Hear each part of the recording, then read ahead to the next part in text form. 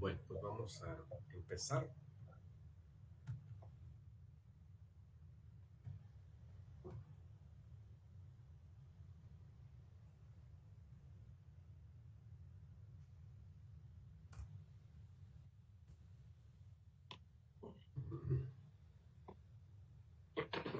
¿Qué tal? ¿Cómo están? Es un gusto estar con ustedes aquí en nuestro programa de intermedio, como todos los miércoles en punto de las 7 de la noche estamos aquí puntualmente para analizar los temas que son de interés para todos ustedes. Esta es una producción de la Universidad Hipócrates y nos da muchísimo gusto recibir en esta noche al doctor Enrique Caballero Peraza. Me da mucho gusto saludarle. ¿Cómo está, doctor? Muy bien, muy bien. Aquí estamos, Manuel.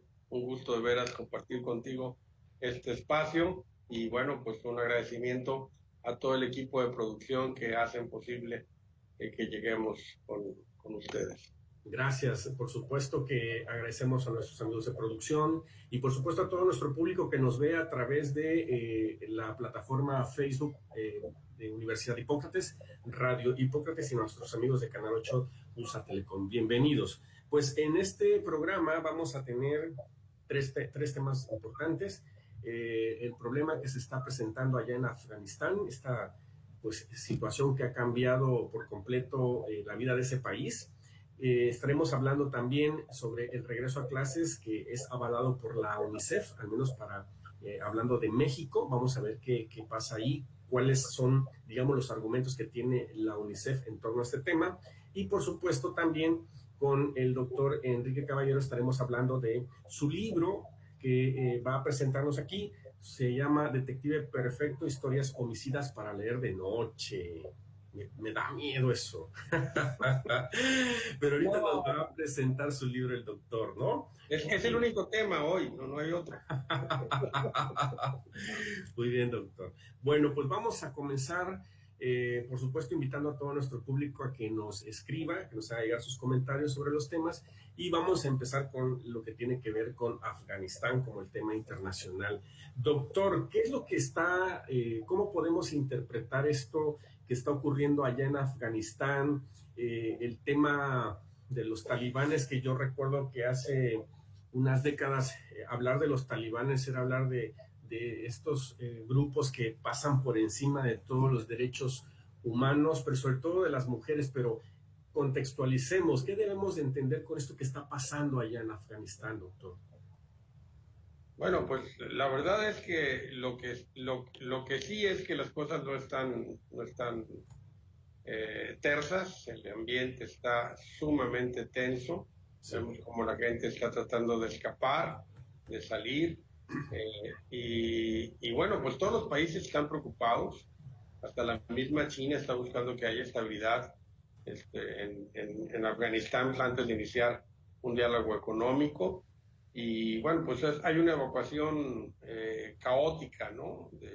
Por parte de los afganos que sienten que simplemente no tienen posibilidad de coexistir con un gobierno talibán que pues ya sabemos, ¿no? Que tienen pues historia de ser sumamente radicales, ¿no? Al ser pues fundamentalistas islámicos, ¿no? Extremistas, no es fácil, ¿no? El estar con ellos. El poder observar, sí, el ver, doctor, las imágenes, ¿no? De lo que está ocurriendo ahí, al menos el primer día cuando se da a conocer, pues, la llegada de los talibanes al poder y ver la cantidad de personas que tratan de huir, esa imagen, esa fotografía del interior de un avión de Estados Unidos, donde se repleta para poder salir y lamentablemente donde mucha gente empieza a caer también del avión debido a que se trataron ahora sí que de huir de todas las maneras. Entiendo que también ha llegado un avión español, en fin, toda esta desesperación por un lado y por otro vemos también el tema de las mujeres que mucho se ha manejado en los medios de comunicación sobre cómo estarían perdiendo sus garantías individuales, al menos es lo que han notado o destacado más bien los medios. Lo que pasa es que las mujeres, como tú bien lo sabes, con los fundamentalistas islámicos, dejan de ser personas, se convierten en objetos, en extensiones de la voluntad del padre o del marido o del hermano mayor o del hermano menor incluso. O sea, no tienen ni voz ni voto, ¿no? Las mujeres Sí, son sumamente reprimidas y controladas. Y esto es uno de los valores de su cultura y de su religión. Así como también nosotros tenemos valores culturales que pueden parecer extraños a algunos otros grupos étnicos o algunos otros grupos culturales, bueno, pues ellos tienen estos, ¿no? Pero definitivamente, aunque son sus costumbres, pues sí son costumbres dictatoriales que no ayudan, ¿no? Definitivamente al libre desarrollo de la persona, ¿no? Específicamente a la mujer, ¿no? Y pues hay pues mucha gente en Afganistán que realmente odia a los nuevos gobernantes, ¿no? Hay una historia de más o menos 20 años donde eh, los talibanes de alguna manera llegaron a tener cierto control y pues no los quieren de regreso de ninguna manera. Y hay quien todavía está tratando de dar la última batalla, ¿no? sí.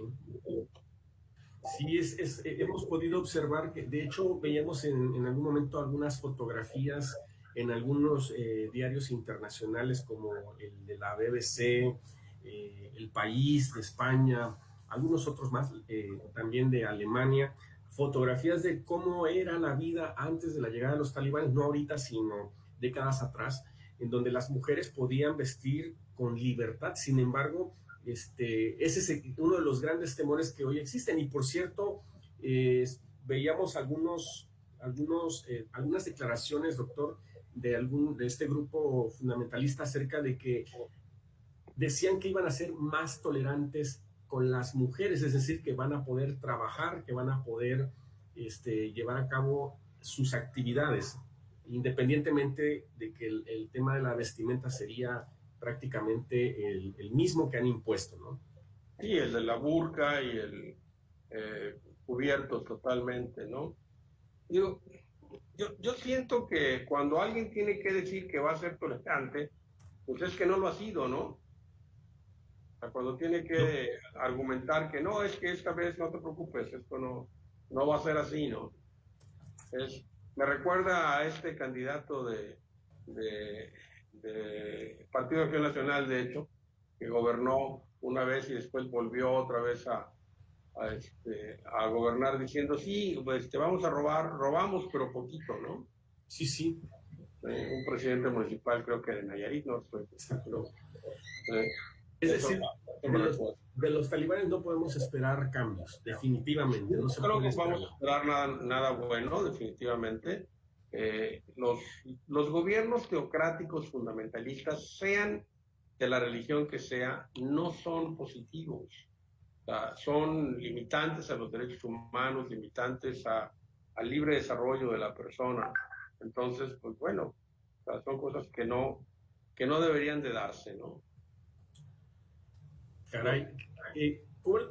Cuando, por ejemplo, doctor, vemos nos enteramos de las declaraciones del gobierno ruso y del gobierno chino que están en la disposición de escuchar a este grupo que prácticamente asalta el poder, para poder llegar a una negociación política, es decir, para poder entablar política entre Afganistán y estos países, a diferencia de Estados Unidos que decidió definitivamente hacerse a un lado.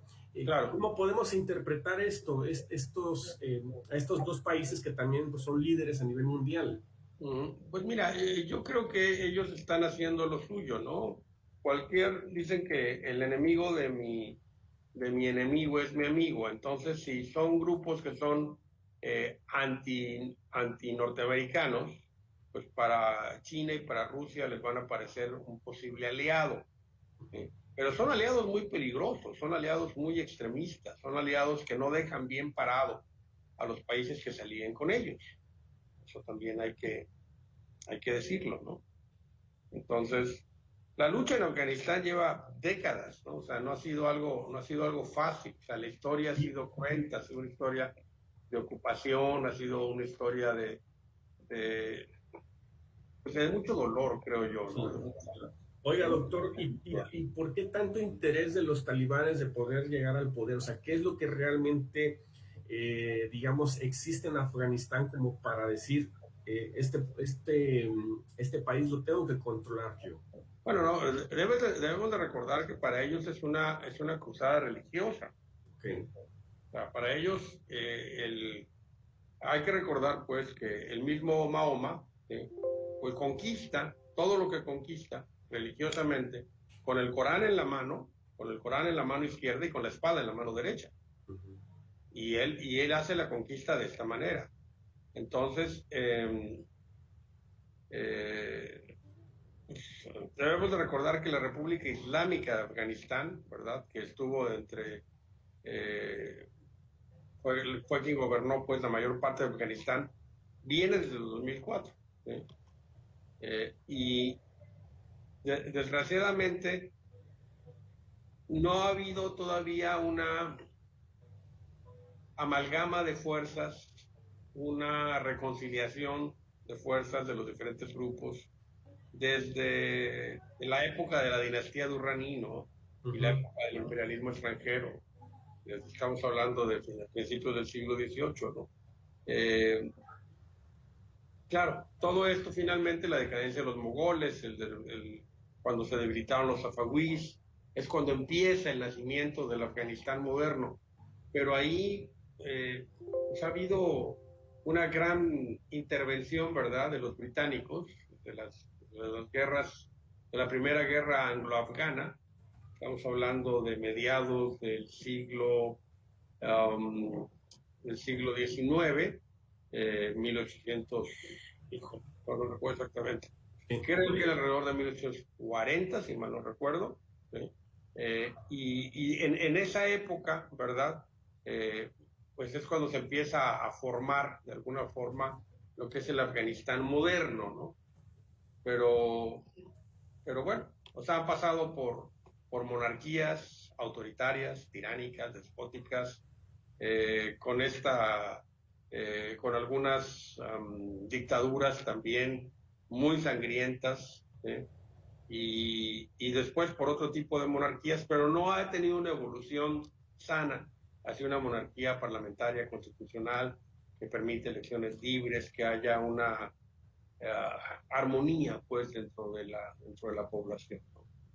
Desgraciadamente las dictaduras así son, o sea, eliminan por completo a la oposición, consideran a la oposición como grupos contrarios a su doctrina, y pues de ahí no lo sacas, ¿no? Claro, claro. Pues vamos a ver qué pasa ahí, doctor, en Afganistán, en la situación, por supuesto. Ojalá ¿no? que haya un avance, porque hay que recordar que sí, los derechos de la mujer ya habían sido mejorados, ¿no? Sí, por supuesto. Sí, ya había un avance. Ya se les permitía tener el permiso, por ejemplo, de no usar velo. De maquillarse también, entiendo que y se abolió la dote también. Sí. Se tenía que pagar dote para casarte, que era una especie de intercambio comercial, ¿no?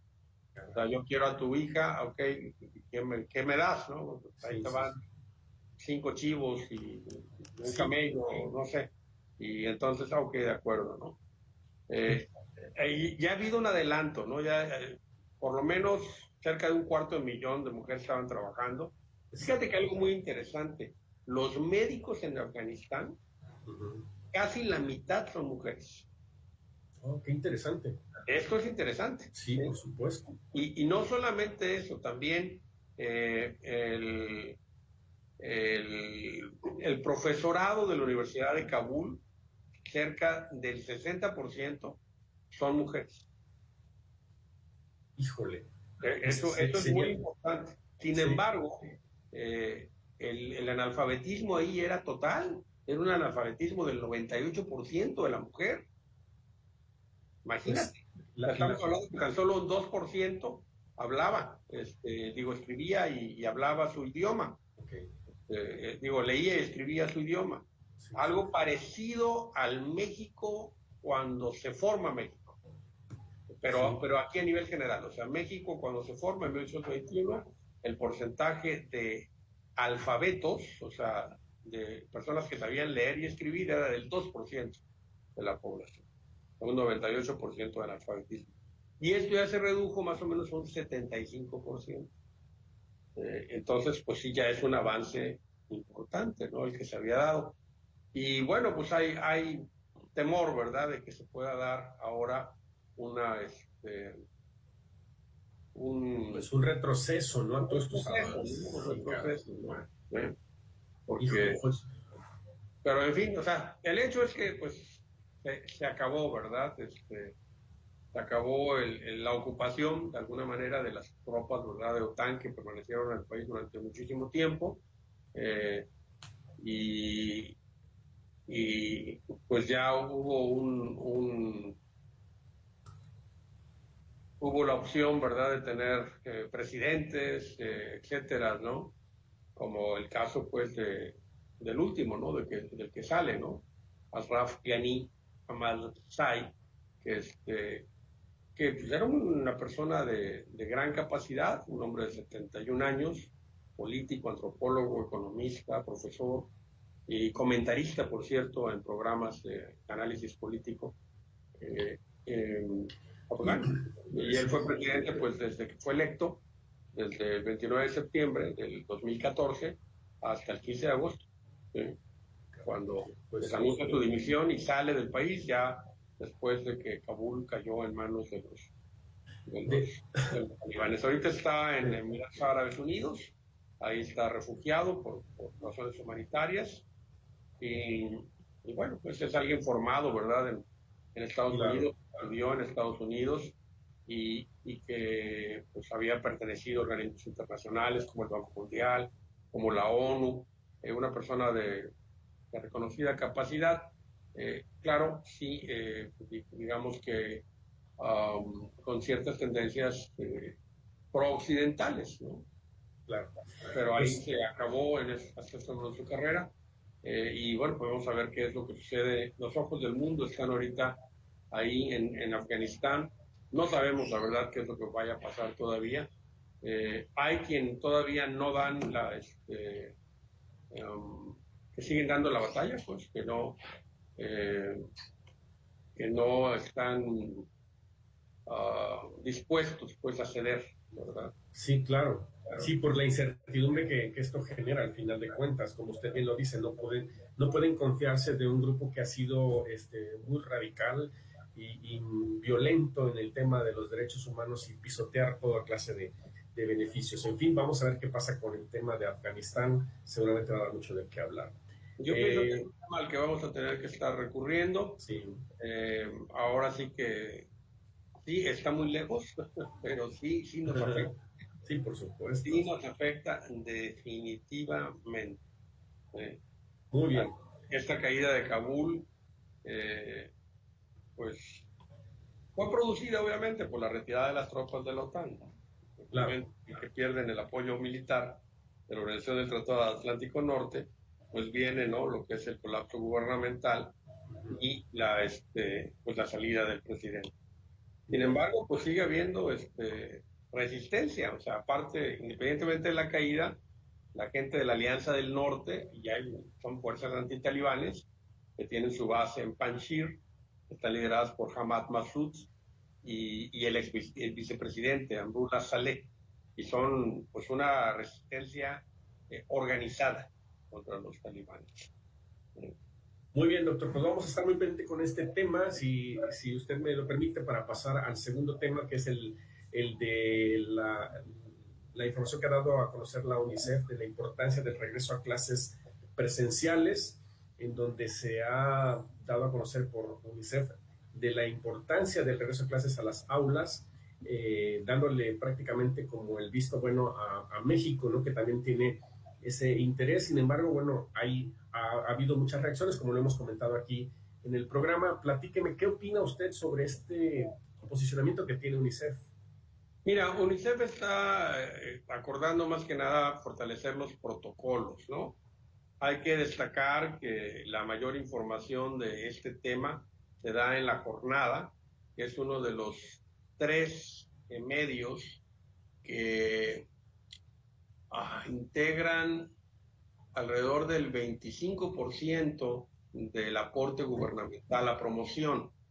sea, son Televisión Azteca, Televisa y La Jornada, son los que se llevan el 25% del gasto de comunicación social del gobierno. Entonces están muy interesados, ¿verdad?, en difundir este tema. Aparte de ellos son otros 7 medios los que se llevan el 52% del gasto gubernamental, y los otros 447 medios se llevan el 48%. Así se distribuyen los gastos ahora en esta administración. Hay que decir también que son gastos de publicidad, ¿verdad? Lícitos, ¿no? Y ahí cada quien decide cómo se aplican, ¿verdad? Y que son menores a lo que era Peña Nieto. O sea, Peña Nieto gastaba 5 veces más. Claro. A lo mejor estaba repartido de una forma más pareja. Sí. Cubría más a mayor número de personas, y por eso también provocaba menos resistencia, ¿no? Entonces, bueno, ¿usted está de acuerdo o no está de acuerdo en lo que dice la UNICEF? Mira, estoy de acuerdo en que se establezcan protocolos, sí, protocolos sanitarios que sean claros, que haya un monitoreo de la información, sobre todo de que los niños mantengan sanos, saludables, pero yo pienso que esto, para empezar, tiene que ser voluntario. Tú no puedes forzar el inicio a clases presenciales. Los padres son los que tienen la última palabra, son los que pueden decidir, ¿vamos o no vamos?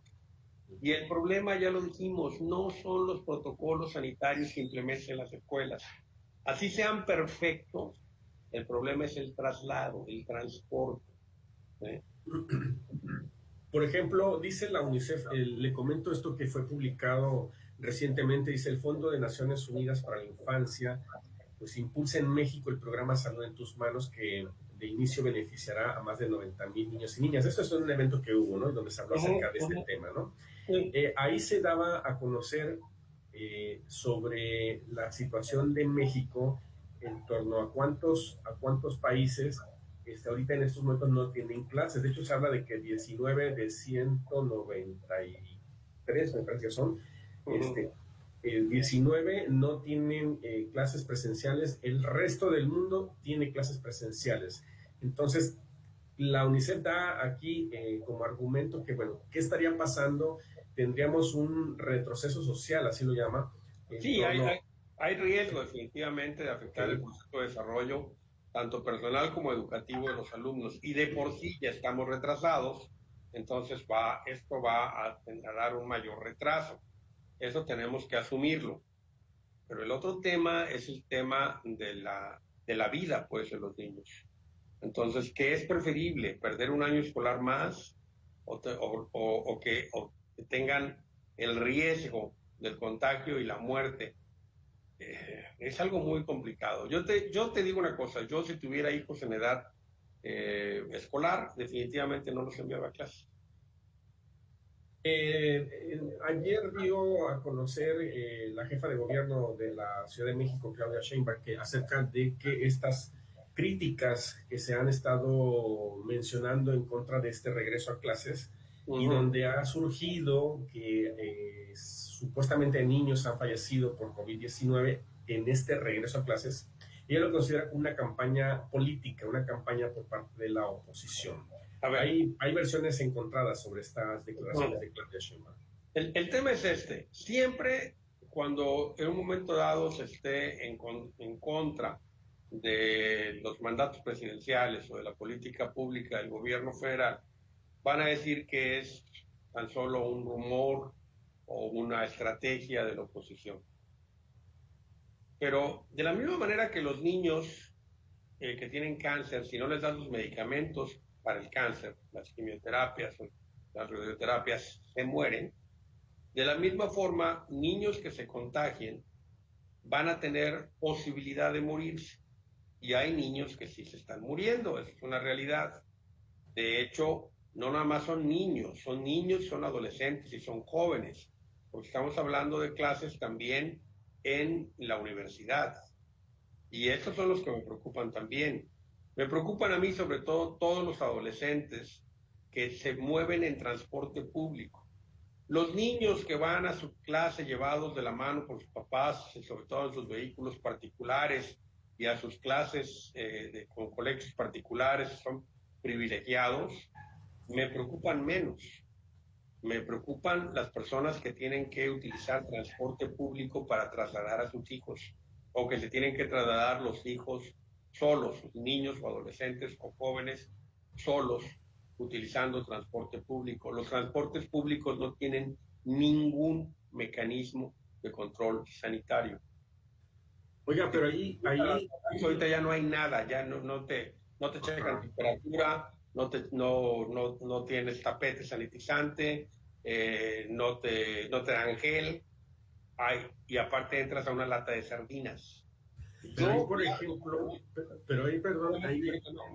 doctor, ahí, por ejemplo, ¿qué pasa con los gobiernos estatales y los municipios? Porque también ellos tendrían esta responsabilidad de estar vigilando que se apliquen estas acciones que también pues marca a los, no solamente al tema del transporte, tenemos los mercados, tenemos muchos lugares donde pues se pueden no solamente infectar los jóvenes o los estudiantes, sino los papás mismos que pueden contagiar a sus hijos. Entonces, en este caso, este relajamiento ahí, ¿dónde queda la responsabilidad de esas instancias de gobierno, doctor?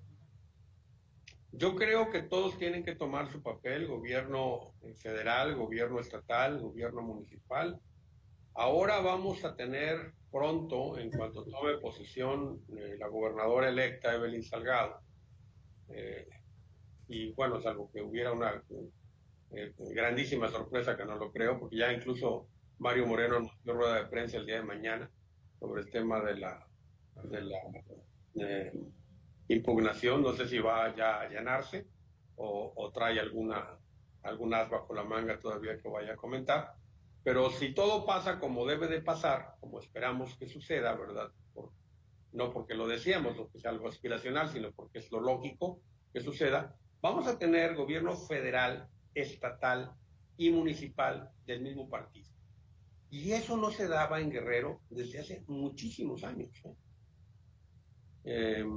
Creo que desde que gobernó el PRI, las tres entidades, que fue, si mal no recuerdo,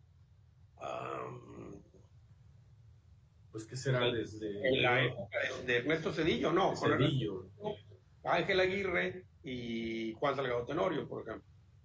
Ahí tuvimos, eran los tres del PRI. Los tres priistas. Así es. Y Ernesto Zedillo. Y claro, antes pues Figueroa, ¿no?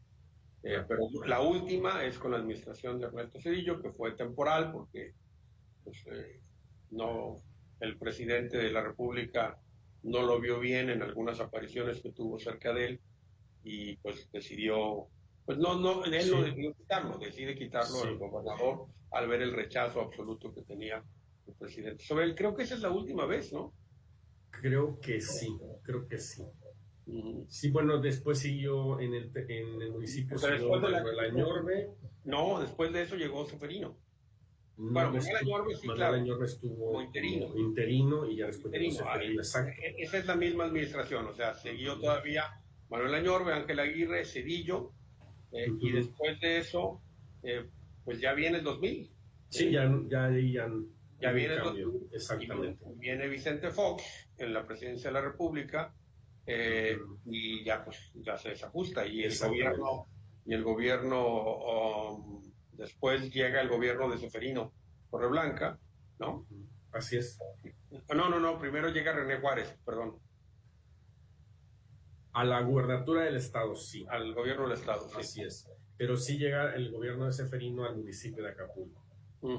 Así es. Bueno, pues vamos a ver también este tema que sigue marcando agenda en medios de comunicación y en el interés de los padres de familia en torno a que, pues, si se da este regreso, que por cierto no va a ser un regreso, como usted bien lo comenta, no va a ser un regreso masivo, no va a ser así. No. De hecho, hay una guía en la cual las escuelas tendrán que cumplir con esa guía para poder abrir sus puertas, ¿no? En Guerrero ya se comentó que tan solo van a regresar 17 municipios, es correcto. Son de los municipios más pequeños que tienen muy bajo índice de problemas de tipo COVID. Sí. Y es Aguacotzingo, Apaxla, Tlamagacingo del Monte, Atenango del Río, Atlistac, Hualac, Metlatoloc, Marinaltepec, Iliatenco, Pedro Ascenso Alquiras, San Miguel Totolapan, Tetipac, Tlacuapa, Salpatláhuac, Opanateyac, Huetzala, El Progreso y Canuto Negro. Y yo creo que todos esos municipios caben más o menos en lo que es la colonia Zapata. Pues son municipios de la montaña, ¿no? La mayor parte, ¿no, doctor? Sí, de la montaña. Sí. De montaña, de alta montaña, casi todos, así es. Sí es. Y bueno, pues sí, precisamente por ser municipios aislados, que son municipios que han tenido una baja incidencia de COVID, y pues eso es favorable para ellos, y pues van a iniciar con ellos. Esperemos que vaya bien, porque también hay que decirlo, no tienen la infraestructura hospitalaria cercana como para sostener un problema mayor, ¿no? Grave, sí, de salud, ¿no? Ahora, hemos visto en los últimos días, doctor, que el tema de los contagios está ya a la baja, al menos es lo que hemos estado observando, lo que nos va informando la Secretaría de Salud del Estado, con la Federación, que ya no tenemos esa cantidad de 800 diarios, está ahorita en 400, hoy hubo 400, ya tenemos varios días así. Parece ser que la tendencia ya es hacia la baja, aunque lamentablemente en el caso de las defunciones sí, ahí sí se está incrementando, ¿no? Pero que ojalá que este tema de los contagios a la baja pueda seguir siendo así para que se pueda ir regularizando todo esto, ¿no? Pues eso va a depender de la responsabilidad que tengamos cada quien, ¿sí? Exacto. Porque nosotros tenemos ahora, estamos luchando contra la cepa Delta, que como ya lo habíamos comentado, la cepa normal, por cada persona enferma, contagiaba a 2, pero ahora cada persona enferma puede contagiar a 9, salvo que tomes medidas muy restrictivas, ¿verdad?, de disminución, pues, de la movilidad, como se está haciendo ahora con el semáforo rojo, ¿no? Es correcto. Bueno, pues vamos a estar muy pendientes de este tema también, de aquí al 30, que vamos a ver cómo se mueve todo.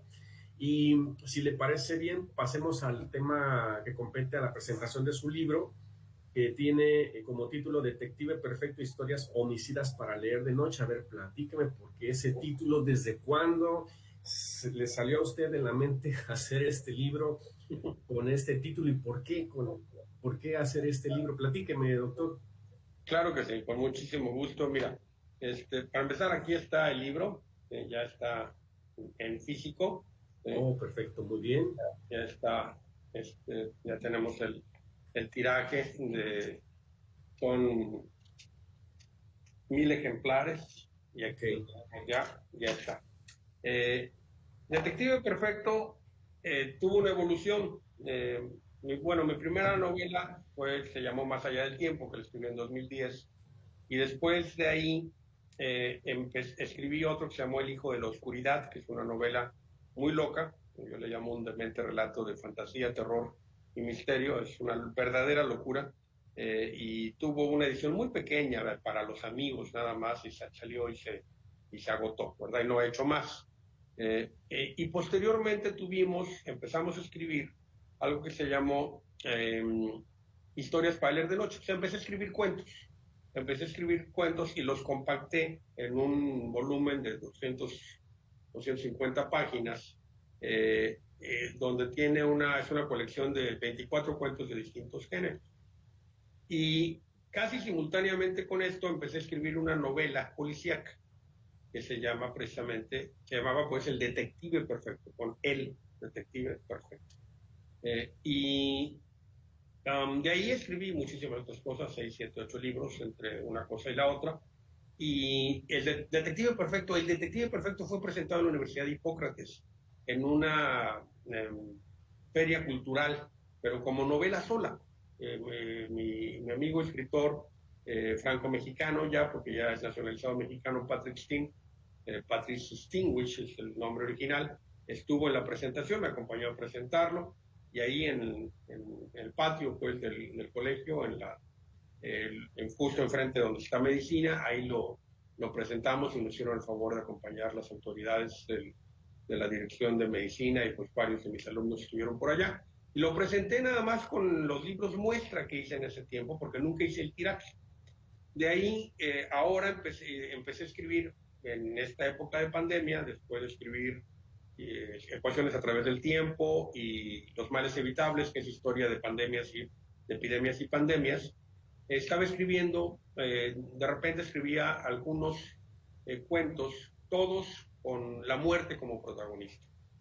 O sea, todos con algún homicidio, con una muerte ahí, o incipiente o que sucede. Y entonces decidí unirlo porque el Detective Perfecto es una novela pequeña, es una novela corta de 118 páginas. Entonces decidí unirla para tener un libro pues, más hecho, ¿no? más formado, con estos cuentos que son las historias homicidas para leer de noche siguiendo. Y tengo ya un tercer libro ya listo para poder publicarlo, que se llama La leyenda del planeta Tierra y otras historias para leer de noche. Ella vendrá más adelante, pero por lo pronto está este. ¿Y qué podemos encontrar en este? Platíquenme. Así, bueno, una probadita, porque yo entiendo que pues vamos invitando a todo el público a que adquiera su libro. Pero sí, claro. Denos un adelantito. Ya, vamos a platicar un poco sobre lo que es el Detective Perfecto, que es la novela corta. Detective Perfecto tiene una característica, me la piratearon. ¿Cómo que se la piratearon? Sí, o sea, yo lo subí a redes, lo compartí, etcétera, y entonces, pues alguien le empezó a compartir con mi nombre y todo, o sea, afortunadamente, pero lo empezó a compartir para descarga a través de tus datos y pagas ahí, creo que 30 pesos por algo de teléfono, alguna aplicación como Contestón, una cosa de esas, y con eso te da la oportunidad de bajarlo de manera gratuita. Y también está dentro de un paquete de libros clásicos, como 500 libros, donde pues comparto ahí crédito con grandes autores, como Edgar Allan Poe, como otros autores de renombre, Arthur Conan Doyle, y algunos otros de los que de hecho que son los creadores de los personajes de los que trato en el libro El Detective Perfecto. Ahorita voy a platicar sobre ello. Y entonces ha tenido muchísimas descargas a nivel de la red. Descargas que para mí no representan ningún ingreso, son descargas gratuitas, por lo menos para mí. Pero lleva cerca de 57,000 descargas aproximadamente. Entonces ha sido mi libro más difundido. Pues yo me empecé a hacer conocido como escritor en algunas otras regiones del planeta por Detective Perfecto, que también quiero decir, no considero mi obra literaria más acabada. A mí me gustan más Historias para leer de noche, me gustan algunos otros cuentos del tercer tomo, y me gustan mucho Historias homicidas. Pero tiene su encanto Detective Perfecto. Detective Perfecto te desarrolla todo en un grupo de Facebook. Ahí se desarrolla mucha parte de la acción.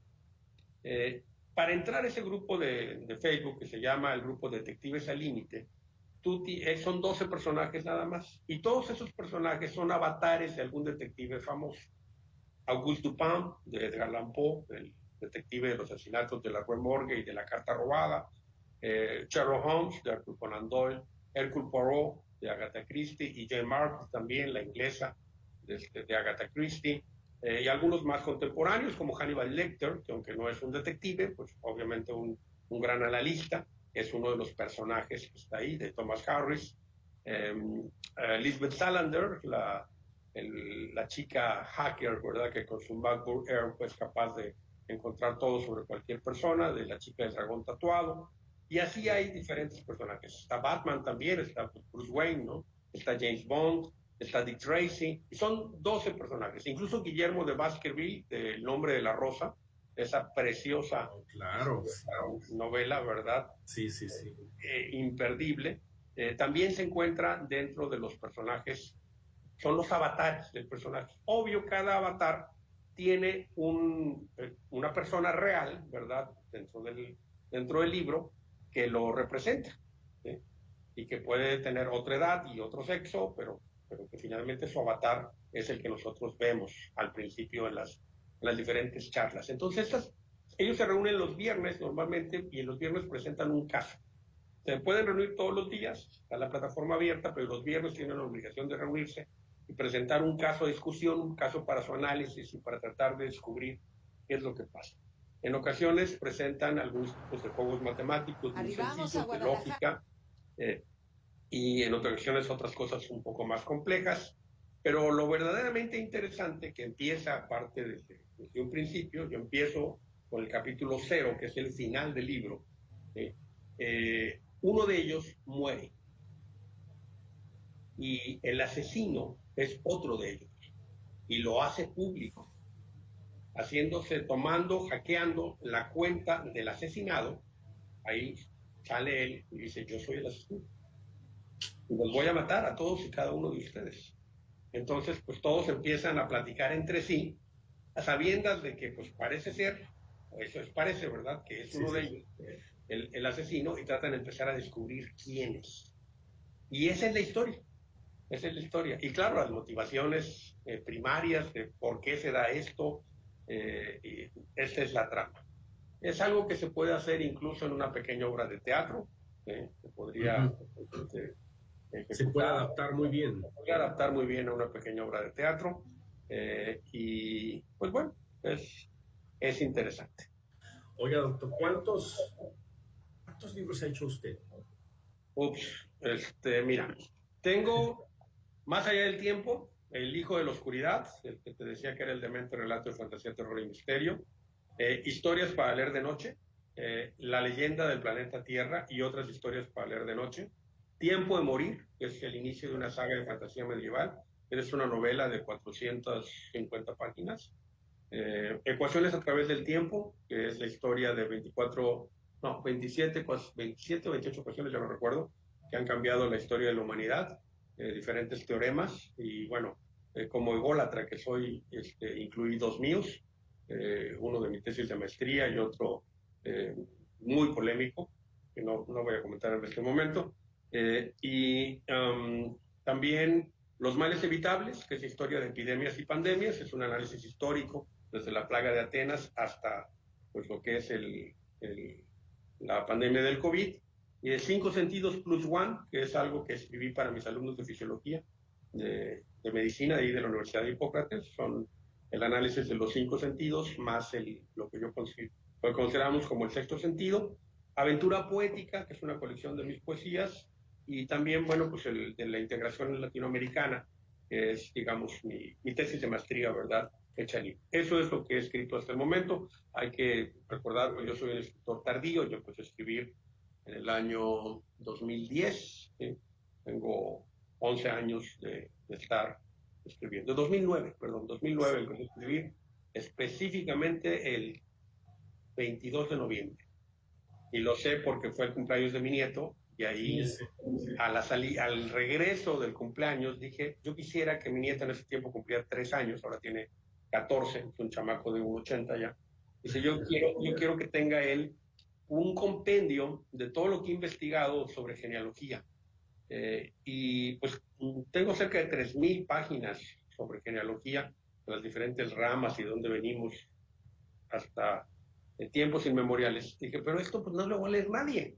Entonces voy a escribir una especie de novela, ¿sí?, donde hable de highlights de algunos de los personajes, los voy a unir y voy a tener un hilo conductor, y ahí salió Más allá del tiempo. Empecé a escribirlo ese día y terminé el 14 de diciembre. 3 semanas. No hice otra cosa. Desayunaba, comía, cenaba, dormía y escribía. Y salió, digamos, que el primer borrador, ¿verdad?, del libro. De ahí tuvo varias... Y en el caso de Detective Perfecto, ¿cuánto tiempo le dedicó usted a escribir? Híjole, yo pienso que ese libro salió más o menos en unos 6 meses. Sí. Tomó tiempo porque no era lo único que hacía. Y aparte te voy a decir una cosa. A mí como escritor me costó un poco de trabajo el tema de hacer dialogar a 12 personajes diferentes de manera simultánea. O sea, cuando están en el chat, están los 12. Entonces, uno dice una cosa y otro contesta otra cosa y otro se manda un mensaje privado con alguien, y entonces tienes que seguir el diálogo para que no pierda coherencia, ¿no? Y para que aparte sea entretenido y agradable para el lector. Y créeme que eso me costó un poquito de trabajo. Así como batallé un poco con los nombres en Tiempo de Morir, que no sabía qué nombre ponerles a los personajes, ¿no? Tuve que crear un universo fantástico ambientado en una época medieval. Pues aquí con Detective Perfecto eso me pasó. Y bueno, pues si gusta, también tengo en Historias Homicidas eh, algunas, algunos cuentos muy cortos, y de hecho tengo el libro, el cuento más corto jamás no escrito, porque el cuento no tiene texto. Entonces, No, tienes que leer antes la introducción para ok. poder entender el cuento, ¿no? Oh, ok. Finalmente, los nanorelatos o los microcuentos tienen mucho que ver con la interpretación del lector. Entonces, incluyo como 2, 3 microcuentos, algunos de una sola palabra incluso, otros de algunas 2, 3 líneas. Y también incluyo una sección que se llama Humor Negro, donde son diferentes cuentos de 3, 4 líneas que son sumamente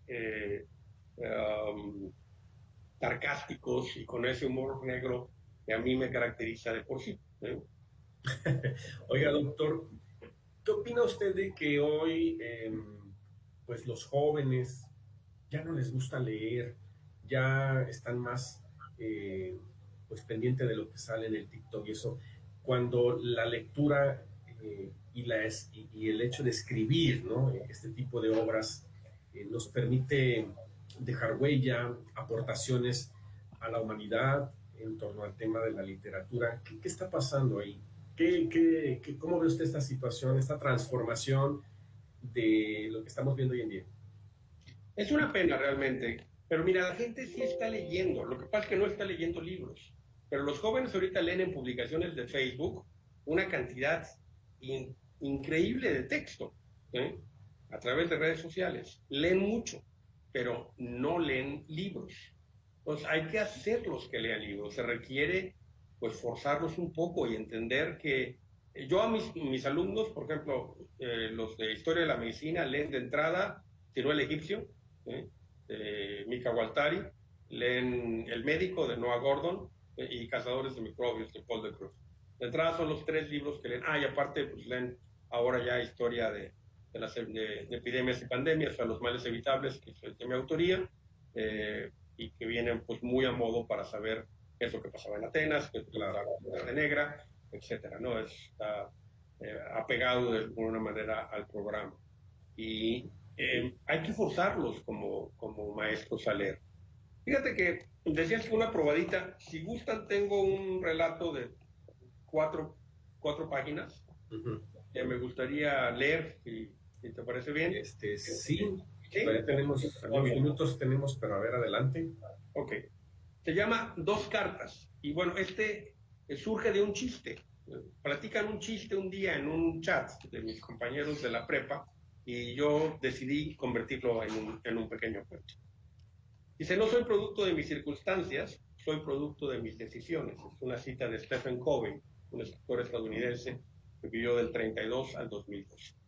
Laura se despertó a la hora de siempre, muy triste, pero resignada y al mismo tiempo ilusionada.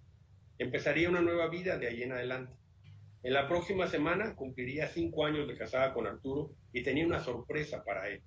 Sin embargo, la sorpresa se la llevaría a ella.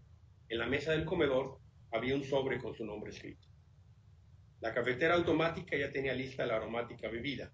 Decidió servirse primero una taza.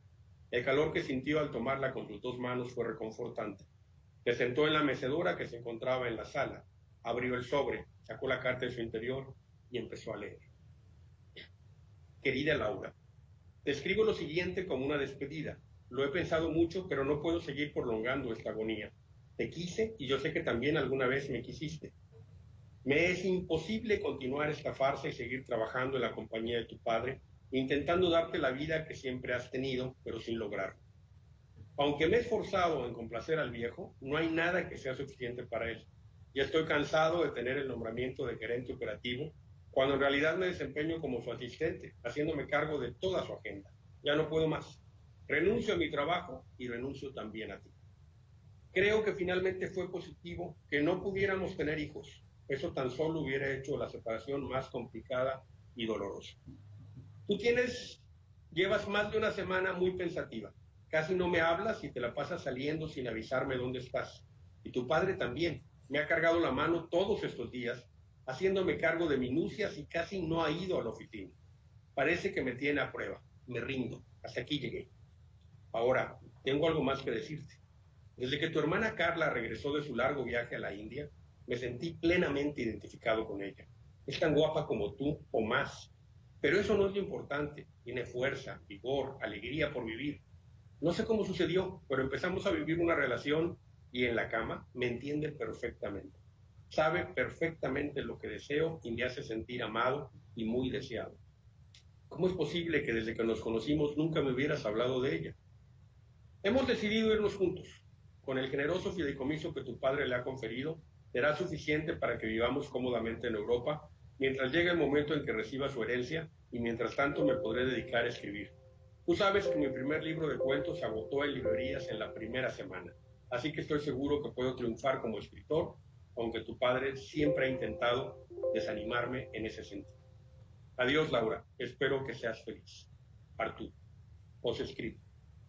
Postdata. Te dejo firmada la solicitud de divorcio. Finalmente nos quedamos por bienes separados, sí, por insistencia de tu familia, pero de cualquier manera aclaro ahí que renuncio a cualquier beneficio colateral. Gracias por todo. Si dejé alguna de mis posiciones en casa, después pasaré por ellas. Estaré hospedado en el Hotel Sheraton. Laura terminó de leer. Estuvo a punto de tomar del buró de Arturo uno de sus cigarrillos turcos sin filtro, pero pudo resistir la tentación. Terminó la taza de café, fue a la cocina y preparó meticulosamente un plato de frutas, papaya, plátano y melón. Lo cubrió con miel y yogur y lo empezó a comer lentamente mientras sonreía. Una vez que acabó su desayuno, fue a la biblioteca, tomó un papel membretado y empezó a escribir. Querido Arturo, hay tanto que decirte que no sé por dónde empezar. Ante todo, déjame decirte que respeto tu decisión, aunque lamento que 5 años de nuestra vida se hayan tirado por la borda con tanta facilidad. No voy a reclamarte nada. Te mandaré tu arma de colección que olvidaste, regalo de tu madre, y el anillo de brillantes que yo te di. Es tuyo. No tengo por qué conservarlo. Yo te lo regalé en nuestra boda. Me imagino que te acuerdas que tu libro de cuentos fue rechazado por 4 editoriales antes de ser acogido por la quinta, que finalmente lo publicó. Eso fue porque el costo de la edición fue cubierto al 100% por la compañía. Hubo que dar un pago bajo la mesa para que el consejo editorial aprobara la publicación, porque pensaban lo que les podía costar en el prestigio de la editorial. ¿Recuerdas que en la presentación de tu libro hubo más de 200 mujeres y muchas de ellas las conocías como amigas mías y todas compraron libros? Las invité yo, en el chat del grupo de WhatsApp. Les deposité $30 a cada una para que compraran tu libro que costaba 20 y tu presentación fuera para ti un éxito. Durante una semana tu libro estuvo gracias a nuestras conexiones familiares en todas las librerías de la ciudad. Se vendieron 2 ejemplares en 2 sucursales. Uno de los clientes que compró el libro regresó 3 días después a devolverlo porque se había confundido con el título y pensó que era el libro de otro autor. El sábado envié al chofer con efectivo y compró toda la edición, librería tras librería. No tuve el corazón para destruir los libros, están guardados en una bodega. Ahora que empieza el invierno, si llegas a rentar un lugar con chimenea, tal vez te puedan ser de utilidad. Te mando la llave y la dirección. La bodega está pagada hasta fin de mes, después puedes renovar el contrato o desocuparla. En el último check-up que les realizaron a todos los empleados en la compañía, resultó que mi padre tiene un cáncer terminal. Lo sabemos desde hace 10 días. He acudido todos estos días a casa de mi padre, que quiere tener una sucesión ordenada. A partir de la próxima semana tomaré posesión de todas sus acciones y mi padre había accedido a que te nombrara director general con un sueldo anual de 6 cifras más un paquete de acciones de incentivo. Por ello mi padre ha estado ausente en la oficina y sí, probándote. No estaba muy convencido, pero me quiere mucho y accedió al nombramiento por petición mía. Tan solo el paquete de acciones te hubiera dado lo suficiente para vivir toda tu vida sin preocupación. Lamento informarte que los exámenes médicos también arrojaron un dato negativo. Tienes datos de un cáncer testicular. No te preocupes, después de la cirugía quedarás bien. Ya tenía yo todo listo para la intervención. Hay que actuar de inmediato porque el riesgo es la metástasis al otro testículo. Y después, durante tu convalecencia y antes de que te hicieras cargo de la compañía, íbamos a viajar en el avión privado a Europa para que de ahí tomar el yate y hacer el crucero que siempre había soñado por las islas griegas y continuar con una gira allá en el continente con el fin de visitar los mejores restaurantes de la guía Michelin. En cuanto a Carla, te comento lo siguiente. Nunca te hablé de ella porque en casa lo teníamos prohibido. Mi padre es muy conservador. Cuando mi hermano Carlos nos habló de su preferencia sexual, lo desheredó. Cuando decidió cambiarse de sexo, le suspendió el fideicomiso. Gracias a mi intervención, mantuvo al menos ingresos para pagar por sus hormonas y tratamiento. De mi cuenta personal le he mandado un extra para que iba decentemente. Y regresó a casa para intentar recomponer la relación con mi padre. Él ni siquiera ha querido recibir. Estoy considerando suspender también el fideicomiso para la atención médica y obviamente mi generosidad será modificada.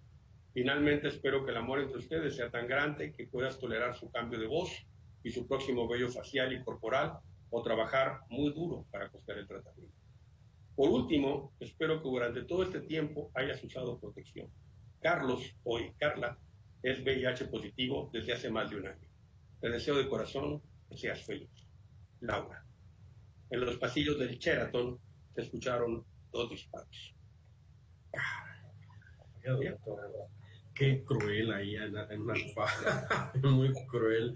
Pero bueno, eso de los libros, qué cruel. Pero es muy interesante todo lo que nos contiene este libro que nos está presentando hoy para todo el público de intermedio. Por último, ¿cómo podemos adquirir su libro? ¿Dónde lo podemos encontrar? Directamente en redes sociales, en Facebook, contáctenme a través de Facebook. Si están en Acapulco, pueden hacer depósito de alguna cuenta, paso yo los datos y de ahí pues nos ponemos de acuerdo para la entrega.